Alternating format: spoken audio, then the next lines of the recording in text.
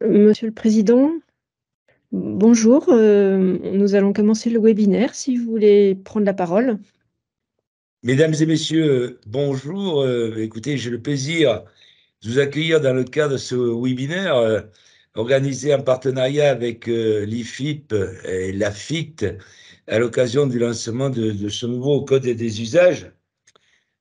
Pour rappel de mémoire, le code des usages a été créé en 1969 par les artisans et les industriels de la charcuterie. Et pour nous, on pourrait dire que c'est la Bible de la charcuterie, c'est la Bible de la charcuterie en France, et chaque nouvelle édition est un événement important à célébrer, je dirais. Donc, je suis très heureux aujourd'hui de vous voir si nombreux être intéressés, bien entendu, parce que cette nouveauté doit nous faire prendre conscience que nous devons s'actualiser, bien entendu, avec la nouvelle mouture. Juste un rappel, la Confédération nationale des charcutiers traiteurs, dont je suis le président, c'est la seule organisation patronale dans le milieu de l'artisanat. Elle représente aujourd'hui 6 500 entreprises, 17 000 salariés, et c'est côté artisan, et puis d'autre côté la FICT, qui fédère les industriels. Et je suis accompagné de ma déléguée générale, Elisabeth de Castro, qui, pour certains, vous la connaissez parfaitement. Écoutez, les artisans charcutiers traiteurs ont à cœur de préserver, bien entendu, le patrimoine, le savoir-faire qui est ancestral, et ils s'adaptent au fil du temps avec toutes les nouvelles demandes des consommateurs de manière à s'actualiser à la vie économique de ce pays et de l'économie de proximité que nous représentons. Je salue tous les artisans présents, mais aussi, je sais, j'ai vu la liste, qu'il y a des formateurs de CFA, et c'est très important que les formateurs des centres de formation d'apprentis soient là, parce que c'est eux aussi qui vont transmettre cette nouvelle mouture. Et puis, il y a aussi des prestataires de formation. Je salue bien entendu aussi mes amis industriels, dont certains sont industriels, surtout dans la salaison, et sont à la frontière de l'artisanat. Cette nouvelle édition du Code des usages est importante à plus d'un titre. La première, c'est que la Confédération s'est engagée, la filière charcuterie s'est engagée depuis des années sur une démarche où les professionnels n'ont pas attendu tous ces débats pour prendre, si vous voulez, en priorité la réduction des nitrites et des nitrates, parce que c'était déjà dans leur tête. Nous avons, juste pour rappel de mémoire, déjà réduit les taux de sel et les taux de gras. Et ce que je partage là, c'est tout mon conseil d'administration de la CNCT, bien entendu, le partage aussi. Et ce qu'il faut retenir, c'est qu'il est faux de laisser entendre qu'il est possible actuellement de se passer des nitrites et des nitrates dans les produits de charcuterie. D'ailleurs, c'est une question de santé publique, et le plan gouvernemental de réduction de nitrites, que je salue, a sorti il y a peu de temps, si vous voulez, le rappel, et il n'existe aucune alternative aujourd'hui qui puisse permettre de remplacer le sel nitrité. Cela est particulièrement vrai pour tous les produits saumurés, tels que le jambon blanc, qui est la première vente de produits vendus dans nos charcuteries et consommés par notre clientèle. Pour moi, nous sommes tous des responsables de la sécurité sanitaire des produits que nous fabriquons. Et si nous sommes très ouverts et volontaires pour réduire les teneurs maximales en nitrite, cette démarche ne pourra être suivie que si nous sommes assurés de l'absence du risque de santé pour les consommateurs. Le plan gouvernemental qui est sorti le 27 mars imposait à la filière d'actualiser le code des usages sous un mois. Nous nous sommes engagés et nous respectons bien entendu cet engagement en vous présentant cette nouvelle édition qui intègre les nouvelles teneurs maximales par catégorie de produits. Pour conclure, ce nouveau code des usages ne se limite toutefois pas au sujet exclusivement nitrite et nitrate. Et il y a bien d'autres dispositions qui ont permis aussi de faire évoluer ce code des usages. Et je vais laisser maintenant la parole à Martine Carlier, experte à l'IFIP, qui est toujours à nos côtés, que ce soit du côté des industriels et des artisans, pour nous aider à justement toujours s'améliorer. Donc, avec Elisabeth de Castro, nous allons vous présenter les principales mises à jour du Code des usages 2023. Donc, au niveau les objectifs principaux de cette mise à jour sont, comme vous l'a très bien expliqué, Monsieur le Président Mauvigné, la diminution des nitrites-nitrates, c'est l'accentuation de leur réduction parce que on avait déjà commencé, enfin les professionnels avaient déjà commencé et avec le plan nitrite, ça continue. La réduction des additifs, où là aussi c'est une réduction supplémentaire. Des ajouts au niveau de la nutrition, avec l'introduction de nouvelles limites en matière grasse et en sel. Des évolutions liées aux usages, puisque les pratiques professionnelles évoluent et le code des usages est là pour en tenir compte. Et bien sûr, la prise en compte de l'évolution de la réglementation, en particulier sur les règles d'étiquetage. La diminution des nitrites-nitrates. En 2014, les professionnels avaient déjà réduit de 20%, en règle générale, l'utilisation des nitrites et des nitrates par rapport au règlement communautaire 1333-2008. Cette réduction est poursuivie et prend en compte le plan d'action du gouvernement de réduction de l'utilisation des additifs nitrites et nitrates dans les aliments. Et autre point important dans le code des usages, cette mise à jour, ne sont gardés que 2 additifs nitrés et nitratés, le nitrite de sodium ou E250, qui est utilisé sous forme de sel nitrité, et le nitrate de potassium ou E252, ou encore salpêtre, bien qu'on ne puisse pas utiliser le mot salpêtre dans l'étiquetage des produits. Au niveau des doses qui sont maintenant préconisées, qui sont dans le plan, qui sont en France introduites par le plan nitrite, de réduction du nitrite et nitrate du gouvernement. Comme vous l'a dit le président Mauvigné, on devait les introduire sous 1 mois dans le code des usages. Le plan a été dévoilé le 28 mars 2023 et on est le 19 avril, donc on a bien tenu le mois.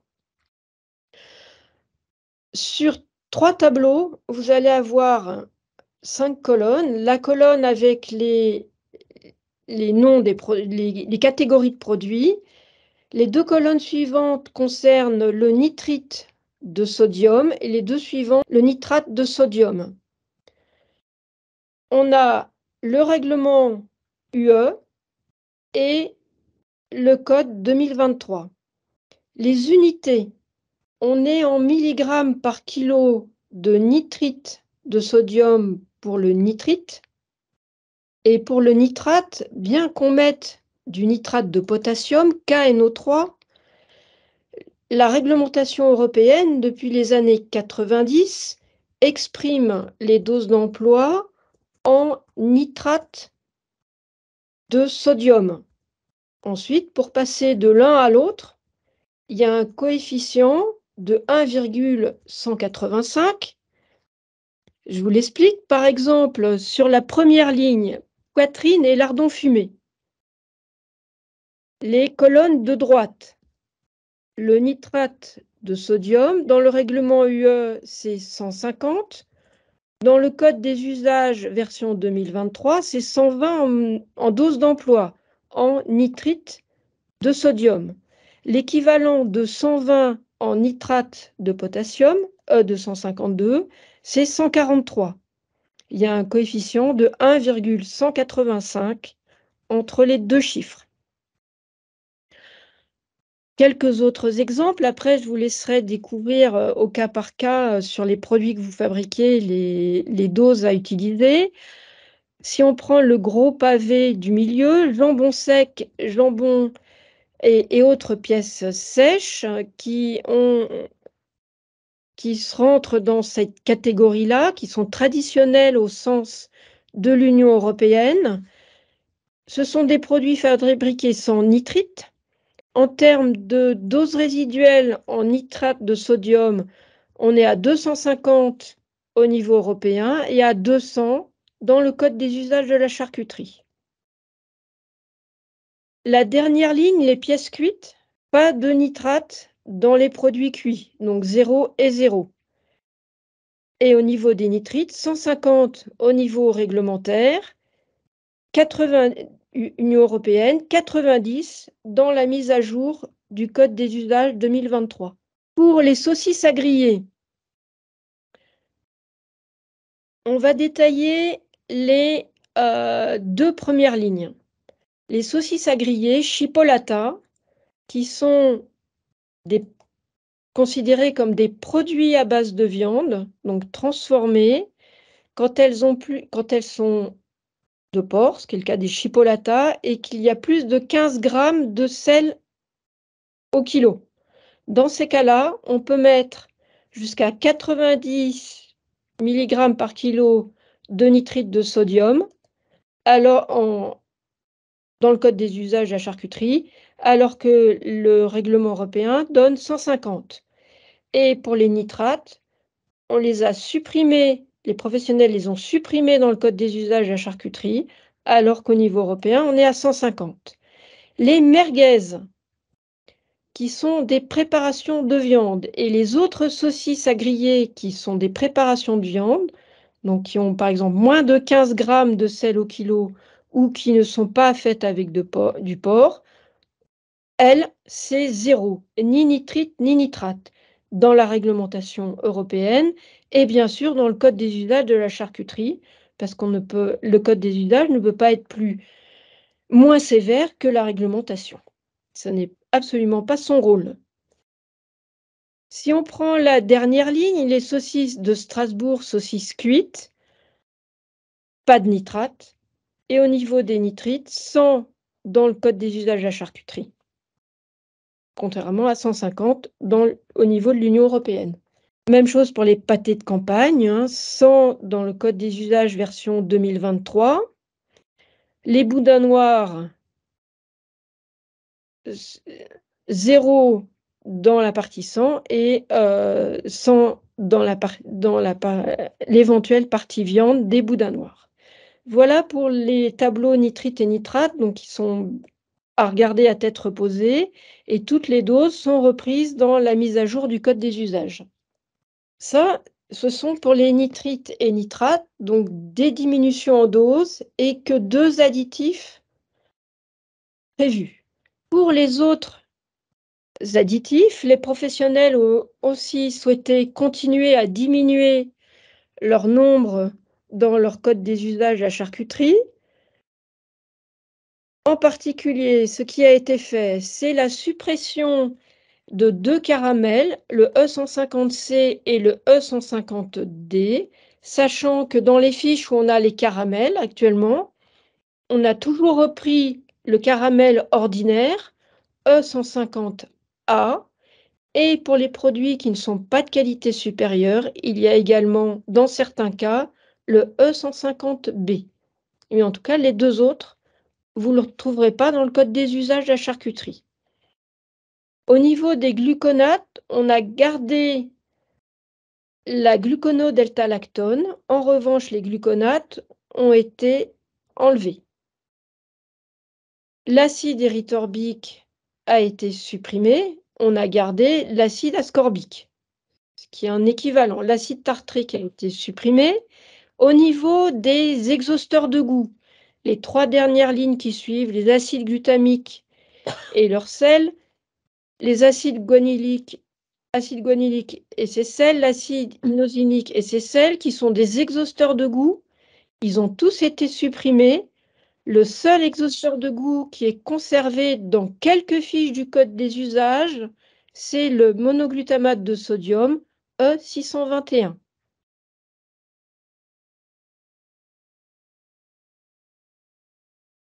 En termes de nutrition, dans une première étape, 9 familles de produits avaient été réduites en matière grasse et en sel. 12 autres familles viennent l'accompagner maintenant dans la mise à jour de 2023. Les familles jambon cuit, choix et standard et toutes les épaules, et les 7 familles en dessous. Par exemple, au niveau des saucisses fumées, la teneur en matière grasse est limitée à 35 et la teneur en sel à 2,5 g pour 100 g, calculée à partir du sodium. Pour vous donner un exemple. Un autre exemple, les boudins noirs, une limite à 30 en matière grasse et à 1,6 en sel. Les usages évoluent et on a accueilli dans cette mise à jour 2023 7 nouvelles dénominations. Je vais vous en citer particulièrement 3. Le pâté de Houdan traditionnel, qui est un produit très haut de gamme. C'est un pâté en croûte, fait essentiellement fabriqué à partir de viande de volaille, avec des lèches et une farce fine. C'est un produit de haute qualité, comme les autres. La poutrole maoche ou maouche, qui est un produit d'origine ardéchoise, confectionné à partir d'un mélange de viande de porc et de légumes. La saucisse de Colmar supérieure, qui est une saucisse fumée, avec au moins 40% de marquant.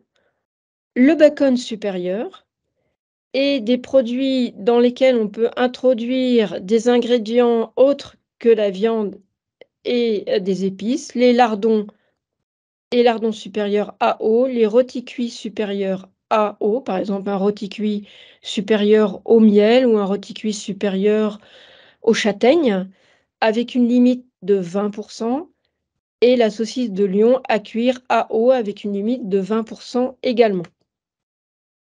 La réglementation étiquetage a été mise à jour. Les principales modifications, c'est l'ajout de la définition des techniques de communication à distance, qui se sont beaucoup développées ces dernières années. Une clarification de la mention reconstituée, avec un rappel de la réglementation et un complément pour l'application de cette mention obligatoire. C'était un point très important qui a été fortement discuté avec la DGCCRF. Un lien et un résumé pour les recommandations de l'administration pour l'étiquetage des denrées aromatisées. L'ajout de la référence au Nutri-Score avec un lien vers le site Nutri-Score pour l'étiquetage complémentaire nutritionnel qui n'est pas obligatoire mais qui peut être fait. Les règles sur l'indication de l'origine de l'ingrédient primaire, qui est une obligation européenne intervenue depuis 2017. Un complément sur l'indication quantitative des ingrédients, notamment sur les catégories d'ingrédients qui ne sont pas prévus comme pouvant figurer seuls dans la liste des ingrédients, les ingrédients volatiles et l'application du quid aux autres ingrédients que la catégorie viande. Un rajout sur la durabilité de la mention « à consommer rapidement après ouverture ». Cette mention, elle avait été mise dans le code des usages jusqu'en 2016. Elle avait été enlevée à la demande de la DGCCRF qui nous a finalement permis de le remettre. Donc ça a été remis. Autre mise à jour, c'est la liste des produits européens sous indication géographique protégée, appellation d'origine protégée et protection nationale transitoire. et la mise à jour dans les fiches produits avec un résumé et un lien pour les dénominations françaises. Enfin, une mise à jour pour les conditions d'emploi des additifs. Et après cet inventaire non complet des mises à jour, je vais laisser la place à Elisabeth de Castro, qui va vous présenter l'association Savoir-faire charcutier français. Merci. Comme cela vous a été présenté, la première démarche finalement pour valoriser les produits de charcuterie, le savoir-faire charcutier français, ça a été la création du Code des usages en 1968 avec la première publication du Code en 69. Mais par la suite, les professionnels de la filière ont souhaité aller plus loin en créant une marque, donc la marque savoir-faire charcutier. Vous voyez le logo qui s'affiche. Cette marque s'applique à des produits de qualité supérieure, à des spécialités traditionnelles qui sont visées dans le Code des usages. Et je dirais, tout professionnel, artisan comme industriel, peut demander à s'en prévaloir. La démarche est très simple, il suffit d'identifier les recettes et les produits pour lesquels vous sollicitez la marque, d'adhérer à l'association, de respecter bien entendu les conditions d'utilisation de la marque et d'accepter le plan de contrôle qui est prévu dans le règlement. Et ensuite, vous pouvez vous prévaloir de la marque savoir-faire charcutier français pour les produits pour lesquels vous l'avez demandé. Et ça permet aux professionnels de distinguer leur production en insistant sur le fait qu'il s'agit de produits de qualité supérieure, conformes au Code des usages, fabriqués en France par des professionnels qualifiés. Donc, pour en savoir plus, pour savoir comment adhérer, il faut, selon que vous êtes artisan ou industriel, soit vous adresser à Thierry Grégory à la FICT, dont l'adresse apparaît, soit à moi si vous êtes artisan. Et je compléterai en disant que, au-delà de l'adhésion en fait à l'association Savoir-faire charcutier pour les professionnels, l'association Savoir-faire charcutier, de manière générale, c'est celle qui gère le Code des usages.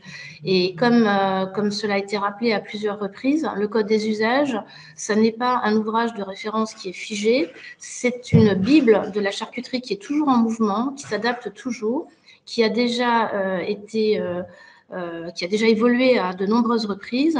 Et je dirais que tout professionnel intéressé peut suggérer des évolutions du code. Ces évolutions sont ensuite débattues en réunion entre les professionnels de la FICT et les professionnels de la CNCT. Et un des exemples, par exemple, c'est Martine qui en a parlé là à l'instant, c'est le pâté de Houdan. Hein, c'est-à-dire qu'on a une confrérie, la confrérie du pâté de Houdan, qui a dit mais c'est étonnant que ce produit traditionnel ne figure pas dans le Code des usages. Ils ont fait une demande. Il y a eu beaucoup d'échanges sur le sujet. L'administration des fraudes, la DGCCRF, a bien sûr été sollicitée puisque le Code des usages est quand même un ouvrage de référence qui est validé par les services de l'État. Et c'est ainsi que la nouvelle édition intègre cette spécialité traditionnelle qui est le pâté de Houdan. Voilà.